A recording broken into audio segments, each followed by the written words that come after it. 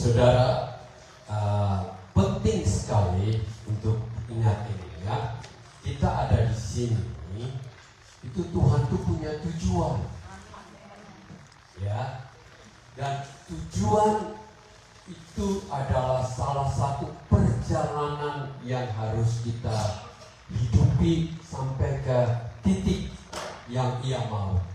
Yang Ia mau di titik adalah kita menjadi satu di dalam Tuhan Yesus. Kita menjadi satu dengan saudara seiman kita dan menjadi satu dengan Bapa di sorga, dalam kasih, dalam kebenaran, di dalam nilai yang baik, yang sama. Itu Tuhan inginkan. Jadi bukan kita datang ini karena agama, ritual namanya upacara. Bukan. Yang Tuhan kehendaki itu agar kita itu ada di dalam Dia, memiliki hubungan yang intim dengan Dia. Amin. Saudara bisa nangkap ini. Jadi ini bukan wasting time, saudara-saudara. Saya sangat senang kalau saudara-saudara bisa sehati sama yang satu yang lain, bisa dekat, saling mengasihi. Itu kehendak Bapa di surga.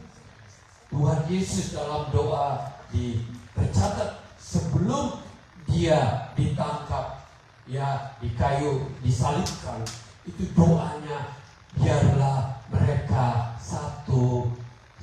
Ini berdoa untuk murid-muridnya dan yang kita yang diberitakan oleh murid-muridnya bahwa biarlah kita menjadi satu seperti Tuhan Yesus dan Bapa itu satu. Ingat, Dia merindukan sehingga Ia berdoa benar-benar. Dan hari ini biarlah kita semua ini menangkap ini, ya, bahwa orang ini bilang ultimate purpose, tujuan maksud paling tertinggi, yaitu kita ada di dalam Dia, Dia di dalam kita, dalam kesatuan satu. Kalau kita sehati menyanyi sama-sama menaikkan pujian, Bapa di surga itu sangat senang. Bukankah kita orang tua, kalau anak sehati kita senang, bukan? Ya, apalagi mereka saling mengasihi, kita sukacita. Bapa di surga pun demikian. Oleh karena itu, setiap saat dalam hidup kita, kita menjaga hubungan ya yang intim, dekat, dan tahu isi hati Tuhan itu. Jangan hanya kita 1-2 jam di sini, tetapi setiap saat di dalam hidup kita.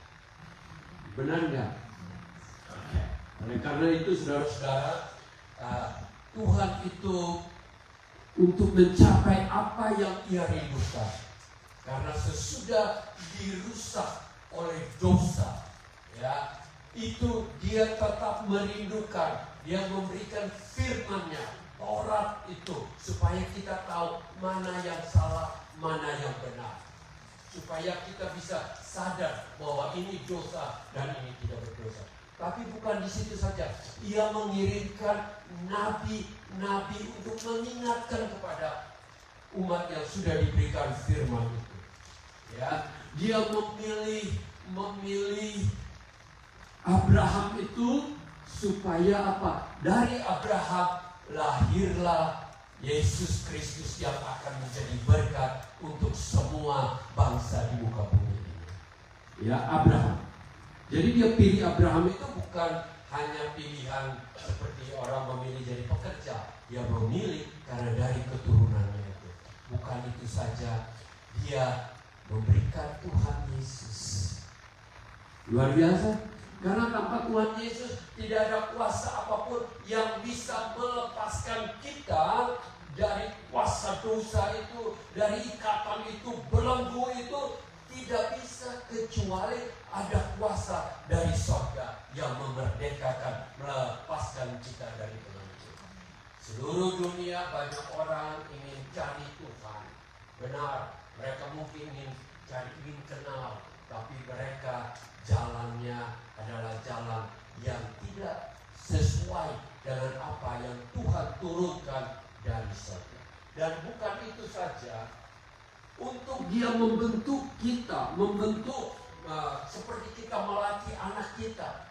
Anak itu kan lahir datang itu kan dengan sifat-sifat yang mungkin kurang cocok kan. Kita harus melatih dia, ngajar dia supaya dia bisa jadi lain kali jadi orang kan gitu.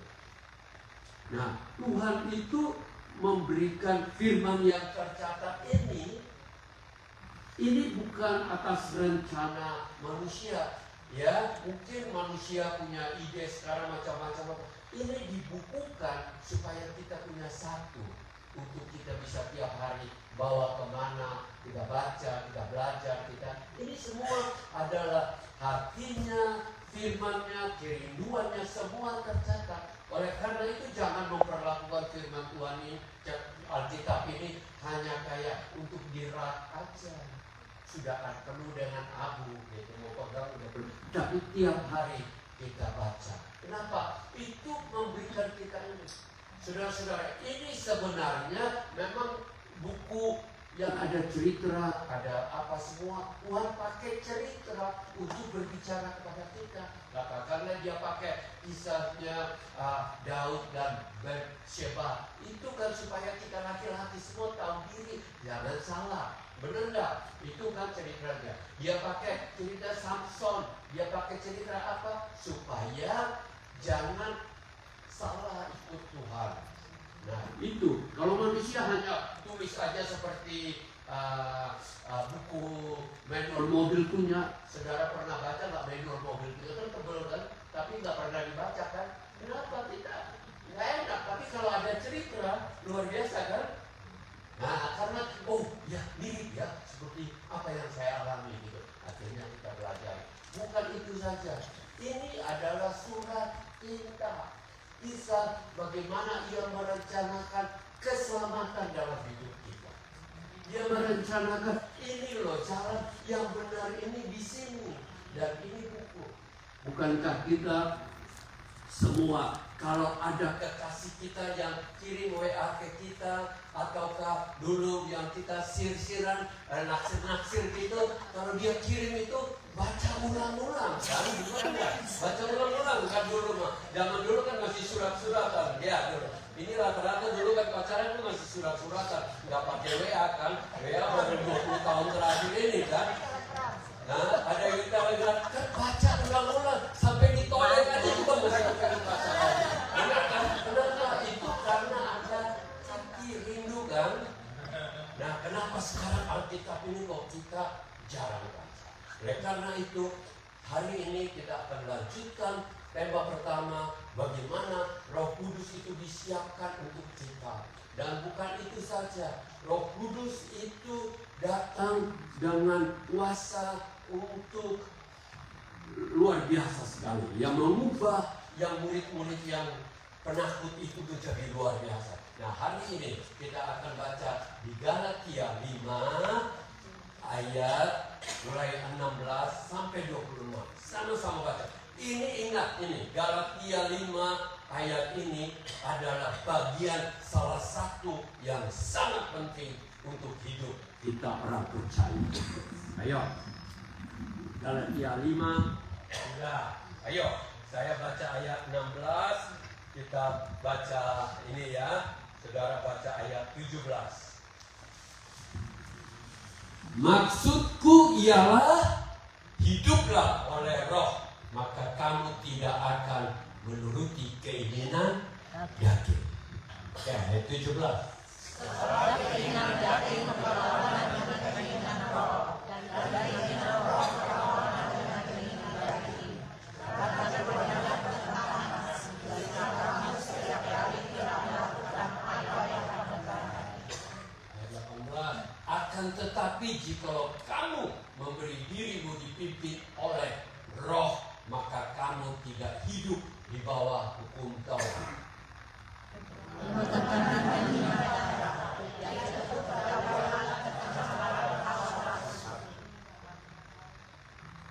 Ayat 20, penyembahan berhala, sihir, perseteruan, perselisihan, iri hati, amarah, kepentingan diri sendiri, percideraan, dan roh pemecah.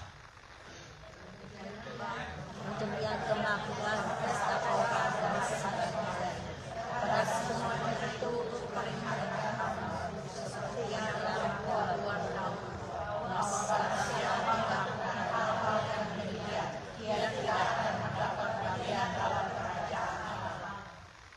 Tetapi buah roh ialah kasih, sukacita, damai sejahtera, kesabaran, kemurahan, kebaikan, dan kesetiaan.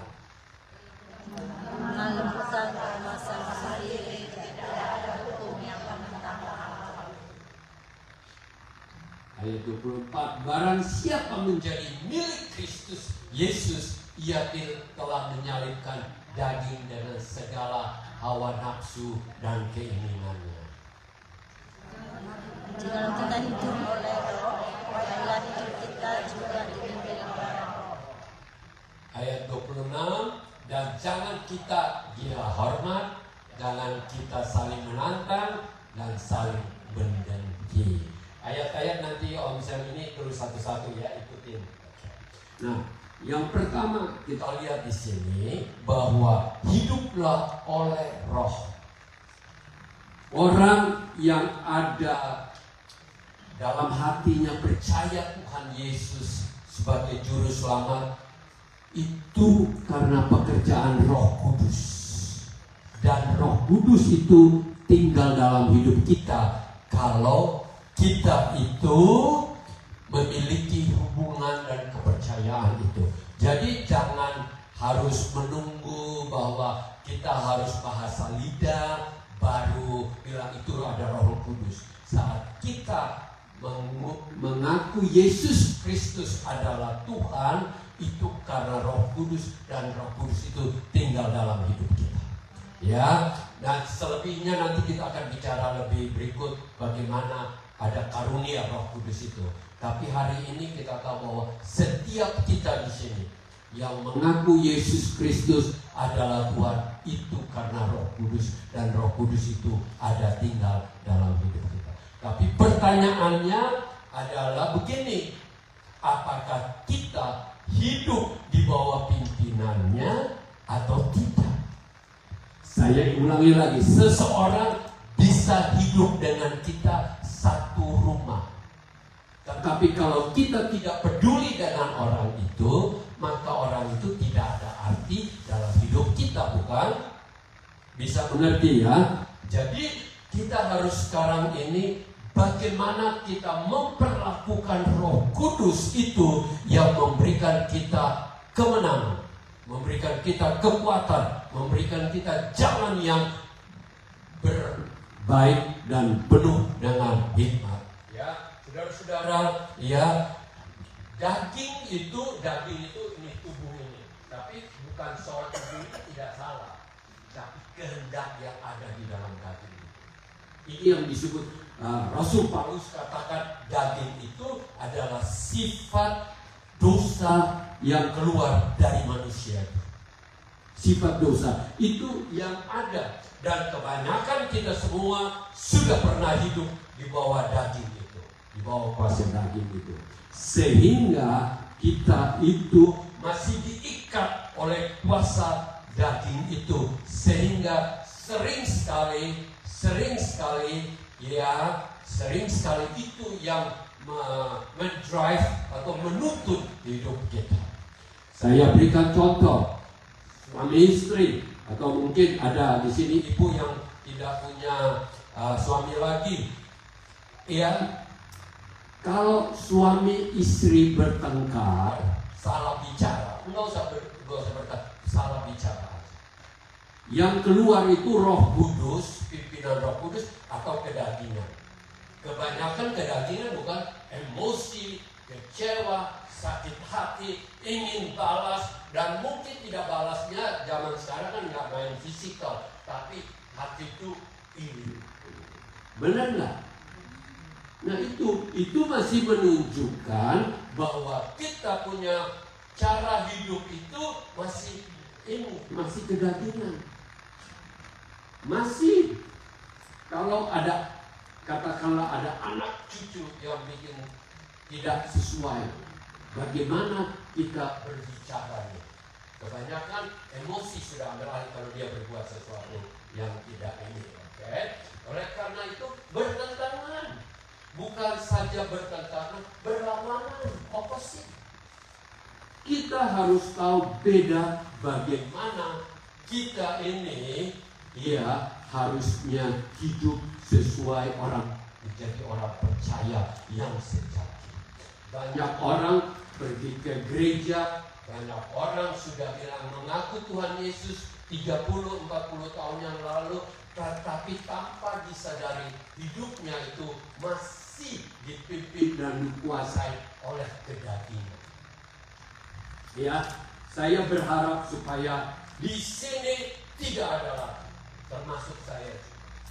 Karena saya punya persoalan dalam hidup, katakanlah orang memuji kita, kebanyakan kita senyum-senyum ya, tapi kalau orang menghina kita, apa reaksi kita? Benar nggak? Tersinggung aja. Anggaplah aja pergi makan, terus kita nggak diajak-ajak. Benar nggak? Rasanya akan sakit hati kok, atau kita bilang syukur supaya saya nggak kegemukan. Begitu kok. Benar nggak? Karena langsung, aduh sekarang sudah nggak perhatikan aku lagi. Benar nggak? Jangan. Kita sebagai anak-anak Tuhan itu kita dipimpin oleh kasih tadi yang dikatakan. Amin. Kita dipimpin oleh damai sejahtera. Nah, oleh karena itu, ya firman Tuhan katakan bahwa kalau kita masih hidup demikian, berarti kita hidup bukan di bawah roh, tapi kedagingan. Ya. Dan kedua di sini yang pelajaran yang kita perbuatan daging tadi ayat 20 sampai 21. Ayat 20 sampai 21. Jadi kita belajar ya. Salah satu paling utama penyembahan berhala. Ya men, penyembahan berhala itu perbuatan daging. Karena itu akibatnya ini. Tapi zaman sekarang kebanyakan kita nggak pergi ke Lenteng lagi, nggak pergi ke Gunung Kawi, nggak pergi ke tempat ini.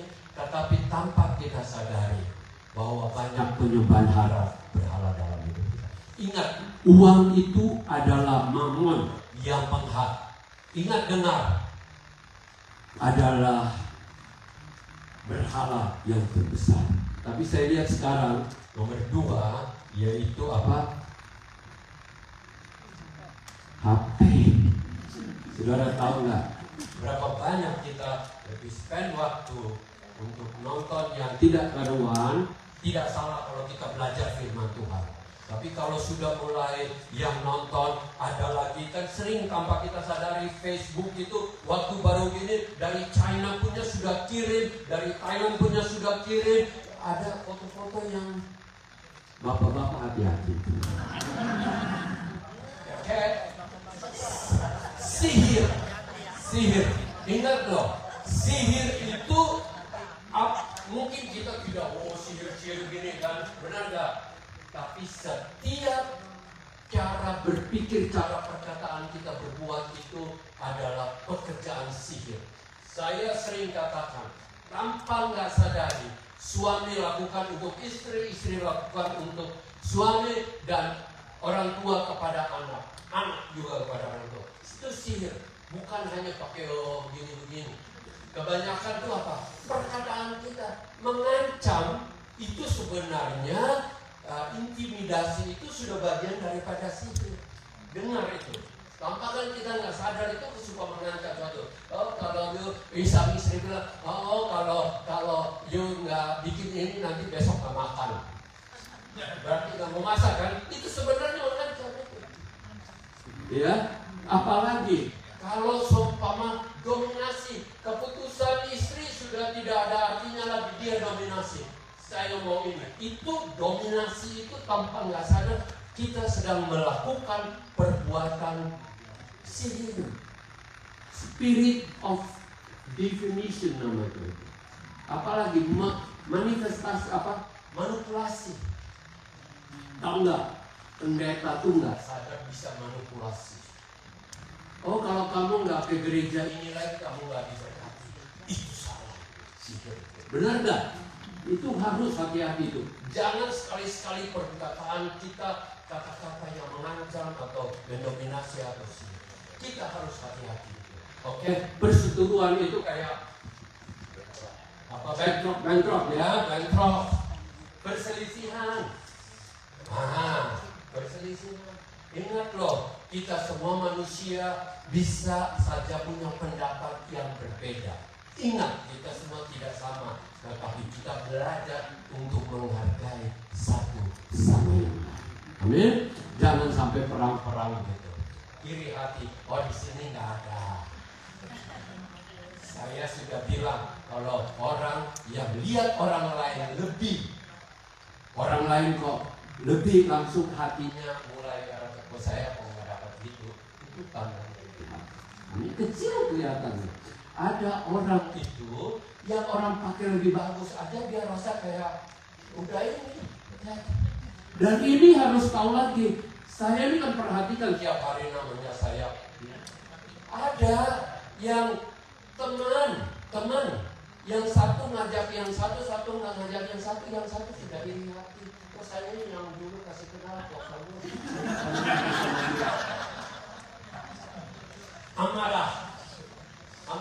Amarah, ya. Itu kan tadi kita sudah bilang ya. Mulai sekarang tiap kali mau orang amarah kita bilang apa? Tuhan kontrol Tuhan. Itu Roh Kudus kontrol. Saya mau dibawa pikir kepentingan diri sendiri. Di sini nggak ada. Itu mungkin di Jakarta. Ya karena Jakarta kalau nyetir itu kan gini, mana mau ada yang mau lebih kalah dari belakang antri gitu nggak ada. Dia mau kalau langsung dia kan. Kita baru di mobil, tahu dia udah di depan sepeda motor. Percidaraan itu apa Pak Tony? Ya, melukai hati, bikin cedera ya. Roh pemecah. Saya pernah berbicara dengan satu orang. Dulu jemaat kita di Hills, tapi dia sudah tua. Tiap kali dia bicara tuh, saya ini nggak enak banget. Kayak dia mau memecahkan antara siapa itu aja gitu loh. Tiap kali datang cerita, ini begini, pasti nggak pernah kasih tahu orangnya. Ini begini. Saya bilang, kamu minta ampun, tekanan banget ini ngomong dengan orang ini. Benar nggak? Hari ini jangan ada roh pemecah. Berikutnya ayat 21. Dengki di sini, ayo siapa di sini yang dengki? Ingat loh, dengki itu kepahitan dan jangan ada di dalam hidup kita. Kemabukan, ya, kemabukan itu kayak rumah itu penuh dengan minuman. Ada masalah dengan istri ekspor. Pesta pora. Pesta tidak salah, tapi pesta pora yang dimaksudkan ini kan saudara lihat itu. Kalau pesta sudah mulai minum, mulai sudah istri orang juga sudah disentuh-sentuh, itu sudah tidak boleh. Amin. Kita harus pesta pora dan sebagainya. Jadi yang kayak gitu terhadap semuanya itu kuperingatkan kamu. Seperti yang dulu ingatkan, berarti sudah diperingatkan dahulu bahwa barang siapa melakukan hal demikian, ia tidak mendapat bagian dalam kerajaan. Mau masuk dalam kerajaan Allah, bagian daripada kerajaan Allah ada diterima dalam kerajaan Allah, jangan lakukan. Karena nilainya berbeda. Ya, kita saja di sini ada orang datang langsung ngomong kota, katakan anak Australia datang ngomong FFF gitu, langsung kan kita nggak enak di sini, benar kan? Ya kan? Itu bukan kita punya culture. Culture-nya kerajaan sorga itu. Ini yang kita akan baca ayat 22. Kita baca sama-sama. Ini kalau Roh Kudus ada dalam hidup kita, ada yang pertama apa? Satu, kita baca. Kasih. Di dalam surat Petrus katakan kasih itu menutup segala sesuatu. Bukankah katakanlah anak kita yang kita kasihi, kalau dia bersalah kita pergi cerita orang lain? Tidak, bukan. Tentu tidak, bukan. Kita berdoa, kita menuntut dia kepada jalan yang benar. Kenapa kalau ada saudara kita yang baru salah sedikit langsung tidak ada kasih itu tandanya? Yang kedua dan lahirnya mulai dari kasih, yaitu apa? Sukacita. Ingat, sukacita itu bukan datangnya dari luar, datangnya dari dalam. Ya, banyak orang yang cari sukacita kalau ada acara apa dia ingin situ, karena apa? Kekosongan dalam hidup. Jadi cari sukacita dari luar. Tapi biasanya habis itu pulang kosong lagi kan. Tapi kalau ada di dalam, di mana saja enak. Makan, orang makan lobster, kita makan yang pakai aja enak yang pakai. Saya kasih tahu. Kenapa? Sukacitanya dari dalam. Amin. Kalau orang yang gak enak makan biar mahal bagaimanapun, habis itu tidak sukacita lagi. Damai sejahtera ini yang dicari oleh semua orang di muka bumi. Ketenangan, damai. Ya, damai. Damai ini dicari. Orang berbuat segala macam untuk damai. Tapi kalau kita ada di dalam Roh Kudus, damai itu akan mengalir dalam hidup kita. Ya. Itu damai itu bukan berarti tidak ada masalah. Ada masalah tetapi tetap tenang.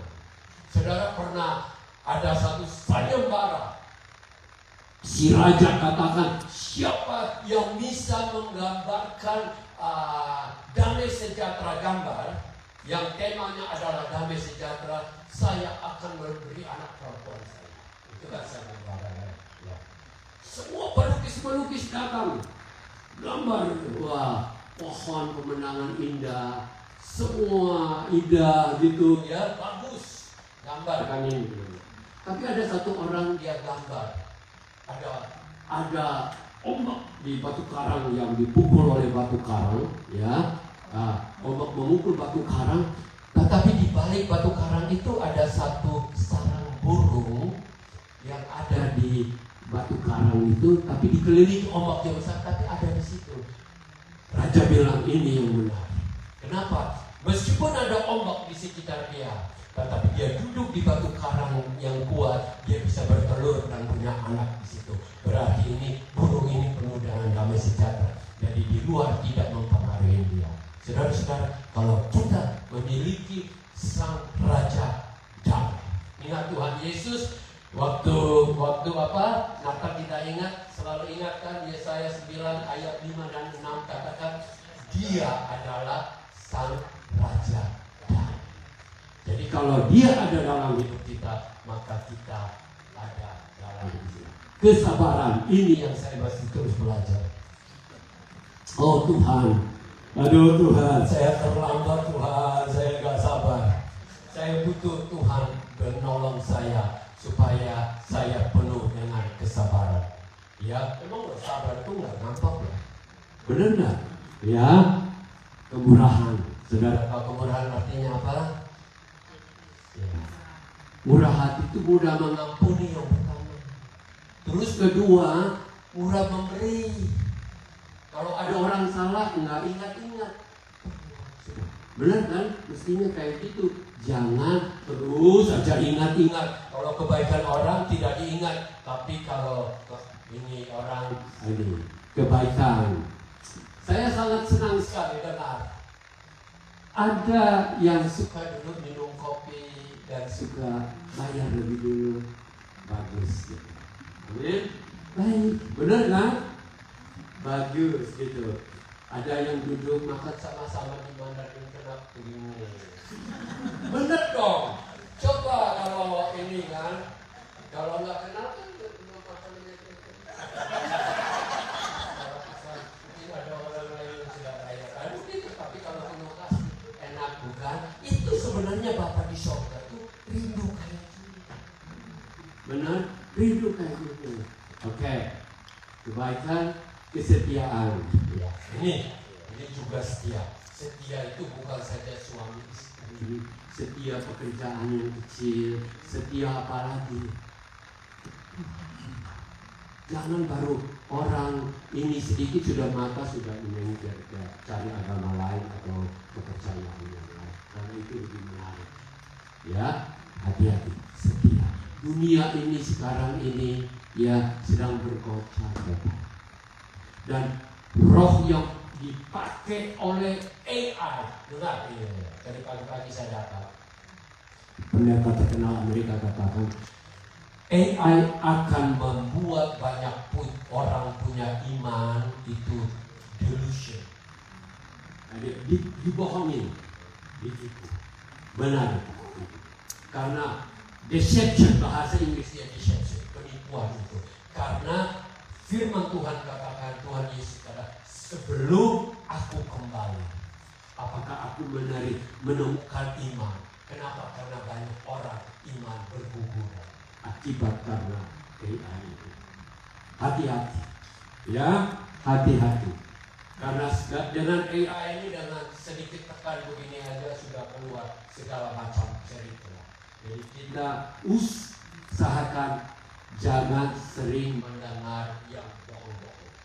Sering dengar Roh Kudus, sering dengar firman Tuhan, sering datang bersekutu saling ini. Ya, ingat loh, AI itu pintarnya luar biasa. Sampai Elon Musk yang bosnya Amazon, bosnya Facebook, dia bilang begini, aku tidak mau anak cucuku dekat-dekat yang barang kaki. Kenapa? Bahaya. Ini dengan bahaya sekali. AI ini bisa membuat orang, dia bisa bikin gambar Tuhan Yesus, bisa gambar segala macam orang apa aja. Benar nggak? Tadi pagi-pagi kita jalan di sini, ada orang yang sudah kirim fotonya ibu dibikin AI. Padahal itu pekerjaan AI semua. Aduh, ya. Kemurahan, kebaik, kesetiaan. Ayo berikutnya lagi yang ke-8 dan ke-9.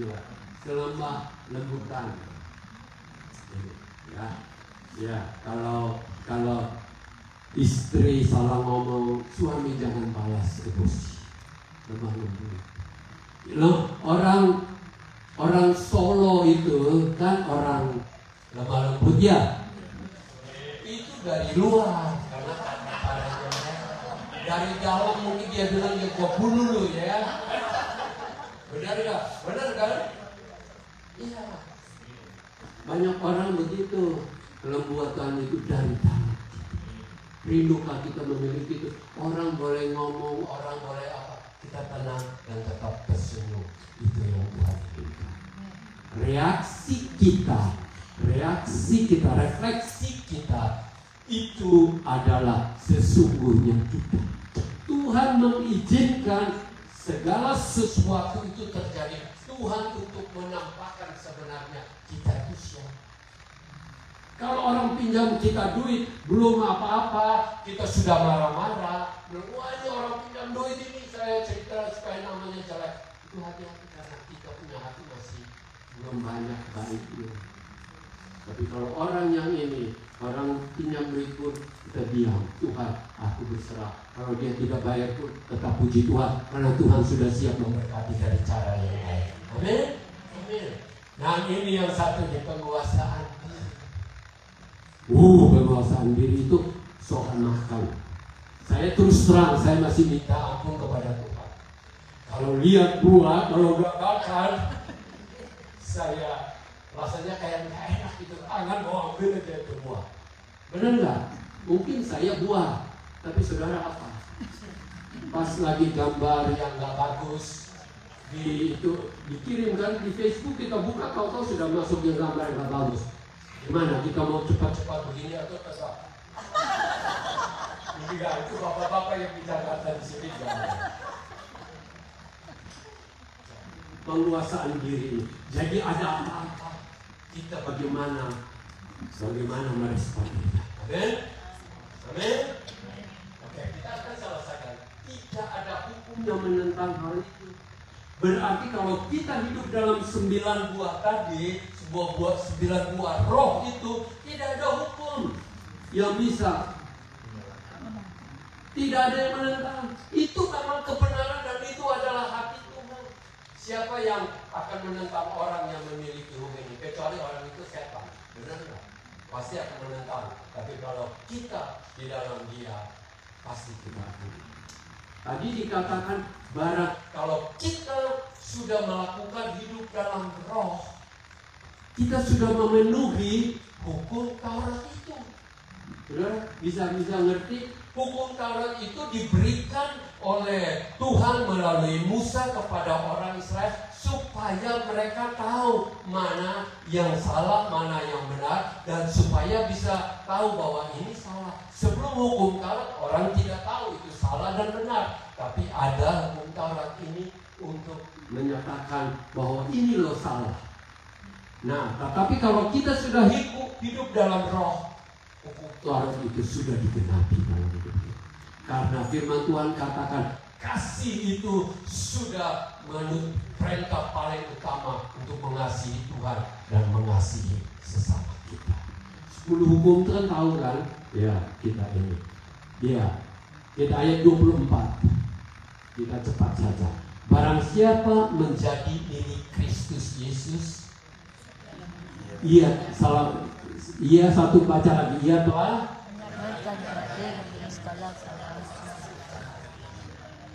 kita sudah milik Yesus belum? Amin. Amin. Kita tidak miliki Yesus, tapi kita dimiliki oleh Tuhan Yesus. Ingat, ya, bukan kita yang miliki. Ya, kadang-kadang tanpa kita sadar, terima kasih saya, engkau adalah milikku. Itu kata kurang tepat. Ya, karena yang tepat adalah kita dimiliki oleh Dia. Amin. Kita milik Yesus. Ingat loh, oh saya milik di gereja Usinda. Baik, puji Tuhan, kita senang. Tapi apakah kita milik Tuhan Yesus? Itu lebih penting. Benar kan?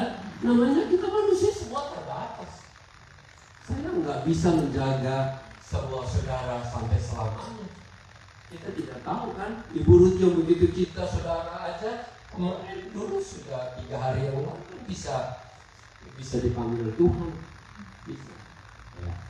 Ia telah menyalibkan daging dengan segala hawa nafsu.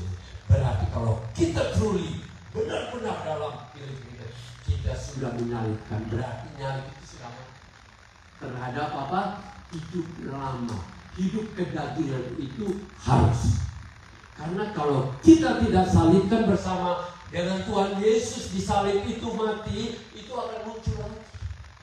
Akan hidup lagi. Oh, kalau pengajaran yang ada di dunia, meditasi, pelajaran di sini, itu hanya kedagingan itu disupres. Supres itu ditekan. Tapi satu waktu akan muncul lagi. Tapi beda dengan Tuhan Yesus, dikatakan Dia memerdekakan. Dia cabut akar-akar seluruhnya itu dan dibuang ke timur dan ke barat. Dia buang jauh-jauh dari itu. Amin. Saya hanya kasih contoh. Ini bedanya agama yang ada di luar sana dengan kepercayaan yang ada di luar dengan apa yang dilakukan oleh Tuhan Yesus. Kalau di sini ada kotor, di sini meja kan kadang-kadang kotor kan, kayak khususnya di Chinese restaurant kelihatannya putih, tapi di dalam saudara buka dulu, benar kan? Karena kan kotor kan di bawah mejanya. Nah, noda-noda mungkin tidak kotor di noda. Nah, kalau di dunia itu di sini ada ya kotor, yang pengajaran dunia itu di sini ada kotor. Tapi kalau ditutup ini kelihatan bagus. Karena ada ditutup kan dengan putih. Jadi kelihatan agama itu menutup jadi putih. Oh, ini orang suci, orang kudus. Tapi di dalamnya tidak ada orang yang tahu. Benar nggak? Meskipun dia duduk bertakwa, lama-lama di gunung pun, tapi kalau hatinya ini otaknya terus mikir perempuan yang di kampung situ gimana? Benar kan? Satu orang boleh bertapa, benar kan? Karena Tuhan Yesus katakan dosa itu bukan hanya dari luar. Di luar itu adalah refleksi, tapi yang ada di dalam itu sebenarnya. Dan orang itu ini ya, tapi beda dengan Tuhan Yesus. Dia datang bukan di luar saja, tapi ini yang dia bersihkan di dalam. Amin. Yang cuci bersih dengan apa? Darahnya yang kudus. Amin. Luar biasa bukan Tuhan Yesus kita. Oleh karena itu saudara-saudara, ya hawa nafsu dan keinginannya biarkanlah. Siapa rindu hari ini bahwa Tuhan hidup lama aku sudah mati. Amin. Saudara mungkin tidak bisa, tapi dengan Roh Kudus bisa. Amin. Amin. Dengan kuasa Roh Kudus. Karena saya tahu dengan kekuatan, oh Tuhan saya ingin berubah, malah kita tambah jatuh. Tapi kalau kita katakan Tuhan, dengan kuasa Roh Kudus-Mu, Engkau dapat mengubah aku. Dan itu Tuhan kerjakan dalam hidup kita. Ayat 25. Jikalau kita hidup oleh Roh, baiklah kita juga dipimpin oleh Roh. Jadi Roh Kudus itu ada dalam hidup kita. Dan kita dipimpin itu berarti mulai dari rencana, agenda, pikiran, mau berbuat apa, semuanya dipimpin oleh Roh Kudus. Maukah hari ini kita hidup di bawah pimpinan Roh Kudus?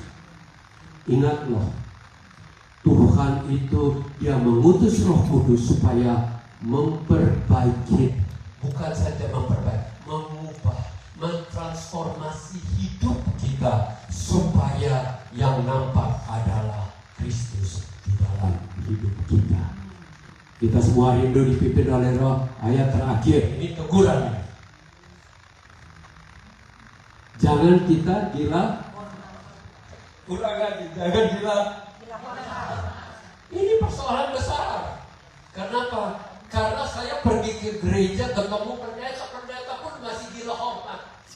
Saya kasih tahu saudara, bukan ini saya sebut nama siapa, tapi saya tahu kayaknya harus dinomorsatukan. Kalau tidak dipanggil Bapak Pendeta sudah sakit hati. Ada satu orang saya kenal, saya panggil nama panggilan aja dan langsung tersinggung. Mestinya harus pakai nama ini katanya.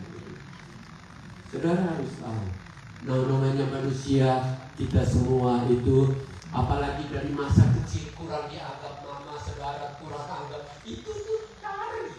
Saya punya orang dulu pernah datang gereja kita tahun 90-an, terus kerjanya berhasil, ya, karena dia dapat kontrak, dapat kerja berhasil. Dia selalu pergi beli mobil Lamborghini Ferrari. Terus dapat yang mobil yang harganya $1 juta. Saudara tahu nggak? Tiap kali datang beliau, panggil Pak, saya datang dong, bawa ini Ferrari, bawa coba. Terus kita nggak suka karena mobilnya pendek banget sih. Ya kan nggak suka. Waduh, itu kayak kebanggaannya. Dia mau supaya Pak saya bilang, dia berhasil gitu. Baru rasanya sejuk langsung bawa ke Yam Camakan. Begitu loh manusia. Itu sebenarnya tanpa nggak sadar kita semua manusia itu gila hormat. Tapi mulai sekarang bilang Tuhan Yesus yang dihormati. Amin. Apapun yang aku kerjakan untuk kemuliaan Tuhan. Amin. Ingat loh, khotbah aja habis khotbah. Bagus nggak kalau khotbah saya? Bagus juga. Benar-benar nggak? Bibir pujian. Ya, benar nggak? Nyanyi, benar. Harus hati-hati di jalan. Kita menyangkal semuanya. Katakan Tuhan. Dan jangan kita saling menantang. Ya, jangan saling menantang. Ada apa-apa conversation yang berbeda, dia berdoa nanti. Menantang itu suka keluar kata-kata emosi. Biasanya rencananya hanya kata pendek, tapi kan jawabnya kan berarti tambah. Jadi masalah banyak keluarga itu gitu, suami istri atau hubungan saudara persaudaraan dalam Tuhan Yesus itu bisa salah bicara karena kesalahan. Saya nggak gini kok, iya saya juga nggak gini. Saya bingung karena semua masing-masing membela kebenarannya dan apa? Ini pernyataan. Ibu itu tahu saya kan senangnya suka ikut sih, saling menanti. Kita bilang Tuhan, saya tidak mau lagi. Kita mau rindu agar Tuhan katakan bahwa saya mau hidup. Mari kita tundukkan kepala. Saya mau hidup, bukan lagi dikuasai oleh daging, emosi, semua yang tadi dicatat. Tapi hari ini saya rindu Tuhan, supaya merdekakan saya. Saya dilepaskan. Karena Tuhan saya sadar hukum itu sendiri tidak punya kuasa kalau Roh Kudus tidak bekerja dalam hidup kamu. Mari Roh Kudus bekerjalah di dalam hidup kami.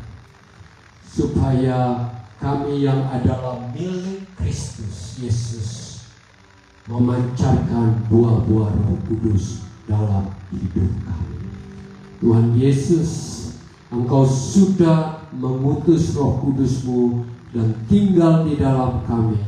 Biarlah mulai saat ini kami dibentuk, kami ditransformasi, kami diubahkan supaya karakter duniawi, karakter kedagingan itu dilepaskan dari hidup kami.